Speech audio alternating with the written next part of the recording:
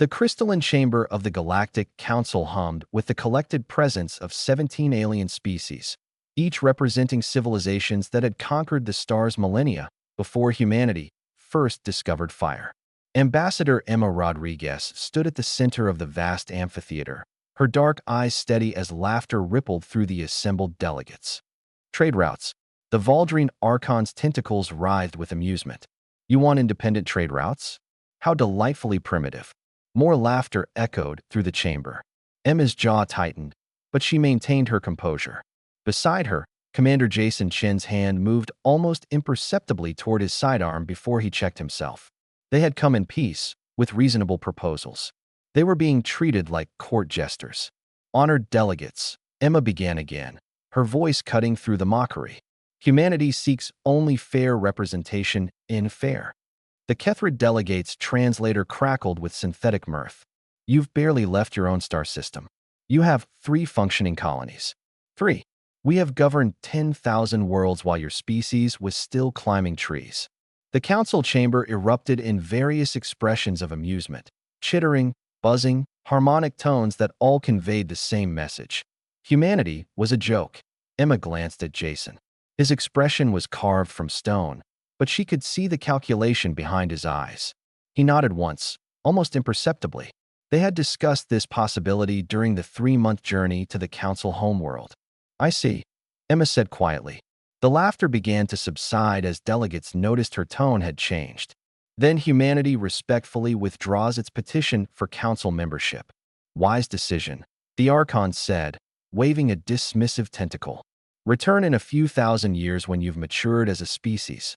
You misunderstand, Emma continued, her voice now carrying steel. We withdraw permanently. Humanity will no longer seek any association with the Galactic Council. The chamber fell silent. The Kethrid delegate leaned forward. You cannot simply. We can, and we are, Jason interjected, his military bearing suddenly very apparent. Furthermore, all council vessels are hereby denied access to human-controlled space, effective immediately. This is absurd. The Archon's skin shifted to an angry purple. You need us. Your technology, your medicine, your very survival depends on council support. Emma smiled, and it was not a pleasant expression. Does it? Let me tell you what humanity has accomplished in the 60 years since we discovered faster-than-light travel. We've done it without council assistance, because you refuse to share any technology with primitives. She activated her holoprojector. Images filled the chamber, vast shipyards, sprawling colonies, research stations. We've reverse-engineered FTL drives using nothing but mathematics and determination. We've established self-sufficient colonies on 14 worlds, 11 more than you apparently counted. We've developed fusion technology that exceeds your efficiency standards by 30%. And we've done it all while you laughed at us. Jason stepped forward. And here's what you haven't counted. Humans are stubborn. We spent 200,000 years as a species fighting against a hostile universe. We survived ice ages, plagues, and our own worst instincts. We split the atom before we had computers. We went to our moon using slide rules and courage. Impressive for primitives, the Kethrid delegate sneered. But you're still centuries behind council technology. Are we? Emma's smile widened. Tell me, how long did it take your species to develop FTL after discovering radio waves? The Kethrid delegate hesitated. 700 years. Humanity did it in 250, Jason said. Every species in this chamber took longer. Check your records. Murmurs spread through the council. The Archon's tentacles stilled. Emma continued. You know what the real problem is? You've become comfortable. You've had stable borders for millennia. You trade the same routes, mind the same systems, think the same thoughts your ancestors did 10,000 years ago. You've stopped innovating because you don't need to. And humanity? She asked rhetorically. We've never stopped. We can't stop. It's in our DNA to push forward, to question, to improve. You see 3 colonies. We see the beginning of an empire. You see primitive technology. We see infinite potential. Jason pulled out a data chip and placed it on the podium. In this chip is every human innovation from the past 60 years. Every breakthrough, every discovery, every advancement. We were going to share it with the council as a gesture of goodwill. He picked it up again. Now we won't. Instead, humanity will build its own network. We'll establish our own trade routes with species willing to treat us as equals. We'll share our rapidly advancing technology with partners who respect us.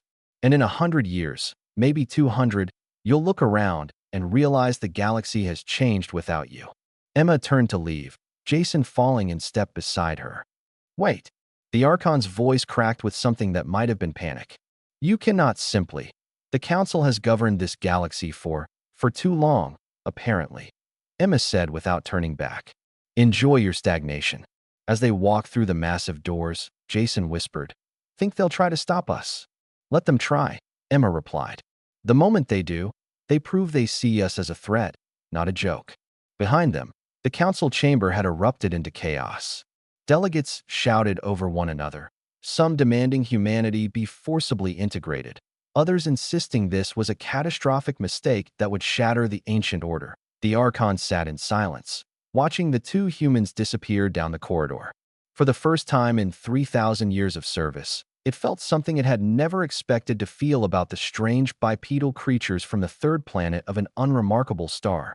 Fear, because the Archon had checked the records.